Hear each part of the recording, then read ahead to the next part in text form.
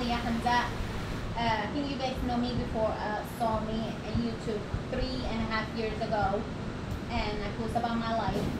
Alhamdulillah, I'm happily married, have a child. He's 2.5 years old right now. He's a boy. His name is Jamal. What can I say? Life has been beautiful. Cannot complain. Alhamdulillah. Alhamdulillah. So for those that don't know what you posted about, can you give us like a shortened description of it? Well, it's about my life, how I get out of an abusive relationship, and it was a marriage, and sharing my story so someone can at least watch it and learn from it. And it's not too late for anything. Believe me, nothing is too late. You still can do it. And if you're not happy where you at or anything in your life, look for the next chapter.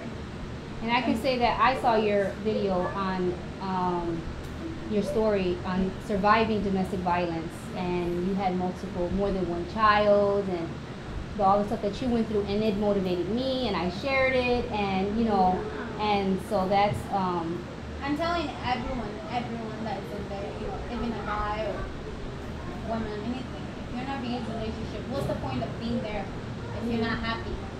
Don't do it for your child. Because a lot of people I know, they do it for their child. They think that it's okay to be saying, oh, no, that child will learn more than what you imagine when they're growing up. Get out.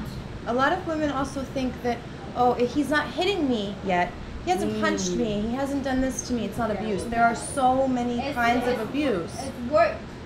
What are examples? What are signs? Science. There's a lot of science there. You can see the person, who's checking your phone, how you dress, when he's like out there, outside, and when you come, like, where you work, he's not helping you at home, mentally, there's a lot of things into it. And God shows us a lot of signs, and we ignore those great signs, and it's not fair. A lot of women should be treated with respect. And Yeah. then how culture or society or family. It's nothing have to do with religion. It's nothing have to do with this and that and this. A lot of people have excuses, and there's no excuses for that. Or the people around you might make you feel bad, because I also came out of domestic relationships, and they make you feel bad. Like, think about your kids, and that's why you're doing it. It's precisely because you don't want your kids to follow in the same cycle. Yeah, because it's gonna happen. And they isolate you too. They make sure that you don't see your friends as much. You don't see your family. That you think that they are your whole world. Yeah. And you need them so much to survive. Yeah. And at they the same will make time, you feel down. Exactly. Like they will make you like you will be nothing. Like you nothing without him. And that's not right. And it's not, because you have to keep in mind that we live our life for Allah. And that is the biggest thing that we need to remember. And our Quran did not say that. Our Prophet ﷺ used to treat his wives kindness, everything. I mean, we didn't even say you have to touch one hair out of her.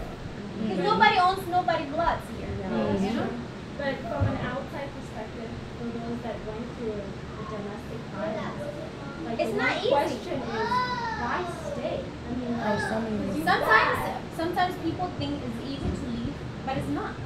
Mentally, people, they can hold your brain, like, just mentally, like, you're, like, trapped. Like, it's almost like brainwashing. Yeah, people talk about cults, and they talk about a person losing their identity. You lose your identity because the person, even if they're not intelligent enough to know that they're doing it, they systematically break you down till you feel, and then you think, I deserve this. All the things I've done in my past, I deserve this. Something is wrong that you with doing you. Yeah. You feel that the world is like everybody's against you, because whoever you run to, you're trying to share your story, they're against you by like somehow they're against you. And nothing you do is right. Because my first abuser, even if I said hello to someone with a smile, he'd say, why are you so nice to everyone? See, you spread all your niceness and all your love around, and then there's none left for me. Whereas a normal man would take pride in the fact that his woman was friendly or was polite or had a good job. I had an amazing job when I first met the first one and lost everything because of him. He wanted me to have nothing. Instead of building me up and being proud. Making you have kids, making you like education, where you will be like so dumb to that person. You will be nothing. and you feel the world is out there. It's not true.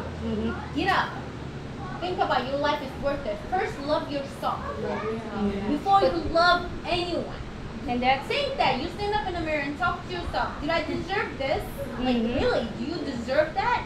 But No. that's why we have the Chronicles of Muslimas, so that we know that you know you're not alone. And for sisters who haven't gone through it, or you know, like one question that we don't talk enough about is how can we help sisters? How can we help? So if we have a friend, you know, what are some things that we can do to help each other? That might know of a sister that needs help or may not be ready to ask for help, or you know, so what can we do?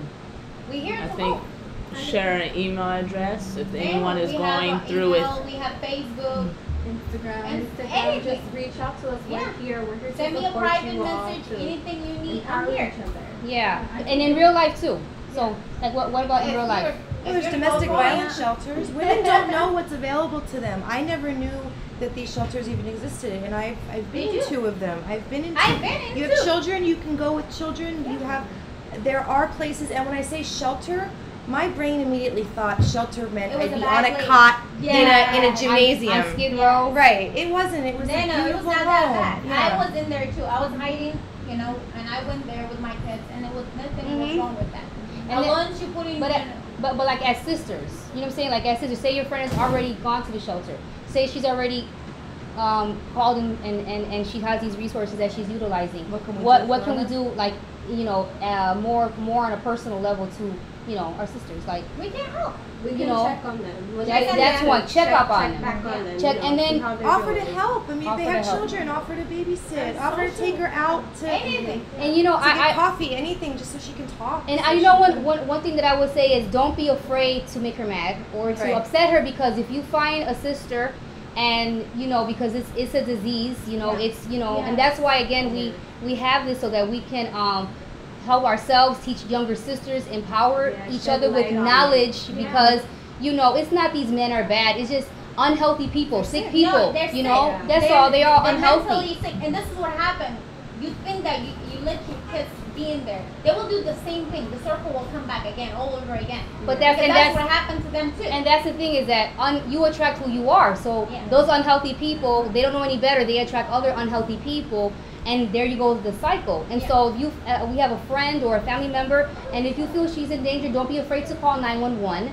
Don't be afraid to call and ask for help, because Sometimes we have to be the voice for others. Yeah. we have as to step in Muslims, when yeah. something is wrong. Have we each can other's see, back. because Because we can see we can see oppression. We can see someone going through something. If we try to talk to her, and then ourselves, if we are in that situation and we are mad at our friends, you know, like we have to think, you know, we can't think selfishly while we're in it, you know, because I look at it from, I know all, you know, some of us have been through it.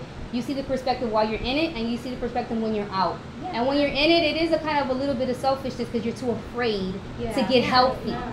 You're afraid You're to right. take that first step. But nothing, you know, you're in America, you know, there are a lot of resources, a lot of them. You just have to go and look for it. If one fails, doesn't mean the rest of them will be failed. And the beautiful thing about social media is we all are in social media and reaching out and just voicing it, typing it out might make you feel good. It doesn't have to be like a generic move out. Yeah. It could just be a baby step situation where you get another person's perspective of it, or just a voice to hear, ears to hear your voice. You're right. And Letting your sister know she's not alone, because that's Yes. another big fear. You think if you're not with the Yeah. person, you're going to be alone, and you're not going to have any Yeah. help or support. Yeah, let you know that you're not alone, but don't enable it, you know, And you're at not the same first person time. that happened. Don't be ashamed of it, whatever happens. There's nothing to be ashamed of it. You're not the first person. Believe me, there are millions of people in this world that going through the same thing that you go. silence. It might be the worst, you know, but they're silent. They don't have the voice to talk about it, you know. Okay. That's why I shared my video, even though you know I got a lot of hate comments, anything, but I was not afraid. I was like, It was more positive. It was more positive than negative, you know, because people are going to hate. People are, if you don't understand or, you know, you don't agree, some people want things to be more discreet in that nature, but your message was one of awareness. It exists, it happens today, it happens everywhere in all cultures, you know, born and non-born, and Muslims and non-Muslims, and it's an epidemic that has affected women since the beginning of time, and they do it. Some people do it in the name of Islam or in the name of Christianity, and that's why they give religion a bad rap. It has nothing have to do with religion. It has nothing to do with religion. It's just one person, one apple goes wrong. Doesn't mean the rest of them is bad. You know, alhamdulillah, I'm married to my Muslim brother still. You know, and he's not the same. A new one. A new one. That's very important. Yeah, it's a new one. Yep. You know, people are not the same. You being young, I mean, not married yet, what advice can you guys give her as far as looking for that spouse and watching out for that dreadful one that you might end up with?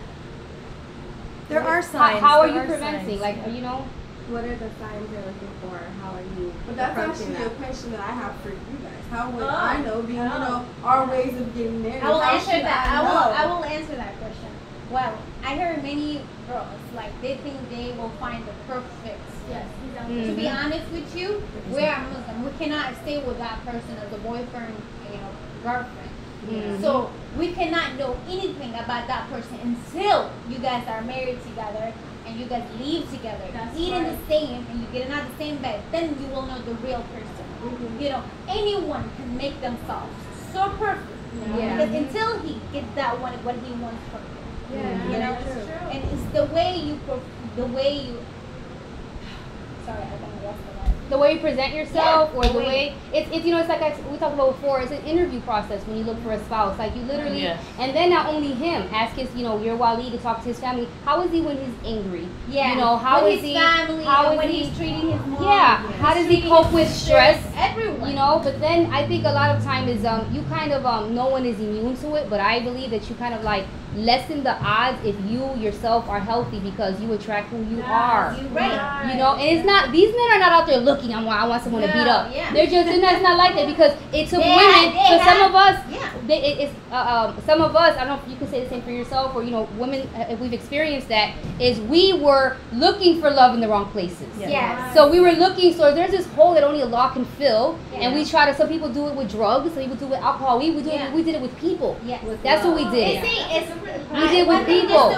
There's no love exists. Love is the person that cares about you. You know, that shows you that you're worth it. You know, it's not the word that you're just saying I love you. Doesn't mean that action. You know, it's that action that proves the person that loves you and cares about you. That really that's the person you're looking for. And love is not physical compatibility. I know women right now that are in abusive relationships. They're not sitting next to me here. They're friends. They're over there. They honestly believe because they have a physical chemistry with this person that, oh, well, I love him. Because it's an addiction. It's an addiction. It's an addiction. It's not good for me, but it makes me feel it good. makes me feel good for a moment. Oh yeah, just like drugs, and just like her alcohol. brain is telling her, oh, he loves me. I did something wrong, maybe. You know, something that he. You know, I'm making him mad. I deserve this. I'm worthless. I'm not good enough for anybody else. So this is the best I can do. And what advice do you have, Regina? What advice? Like how? Well, you know, the whole there is Muslim dating. You know, going to the masjid. There's a process of the halal way of you saying that you're interested, and then they find who else is interested, and then the sheikh and also a witness. Application if you want to do like online. There's different options, and you don't have to get married to the person right away. They do like a little ceremony, so you guys would be halal, and then from 3 months all the way to 1 year, you can get to know each other with the third person involved. And if you feel that is compatible, then that's when you move to the next step of marriage. But I think that, you know, dig deep in the family. My thing is that their environment, you can get to know some of their friends that they can invite on a halal date to one of their friends, because it is true, the environment, who the people they know, that is part of their character. And then look also into like family, because, you know, you're not only marrying, you know, your husband, but you're marrying their family also. Yes, because the family comes